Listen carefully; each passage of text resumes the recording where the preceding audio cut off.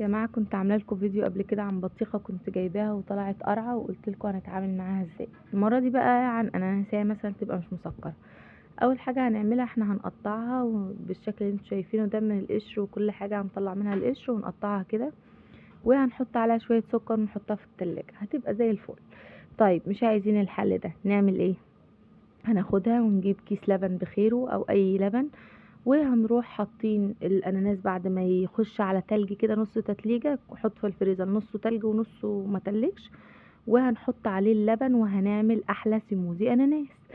طيب مش عايزين الحل ده نعمل ايه؟ شوفوا كام فكرة اهو. تاني فكرة تالت فكرة اهو، مش تاني فكرة، ممكن تمسكوا الاناناس تتلجوه نصه تلج ونصه ما تلجش برضو، ونفس اللبن اللي انتوا حطيتوه وتضيفوا عليه شوية كريم شانتيه وتضربوه ضربة كويسة، هيبقى معاكم احلى ايس كريم اناناس دقتوه. يا سلام بقى لو ضفتوا عليه اللي هو طعم الاناناس اللي هو بيدي ريحة الاناناس ده، هيبقى عالمي. تمام، وبألف هنا وشفا.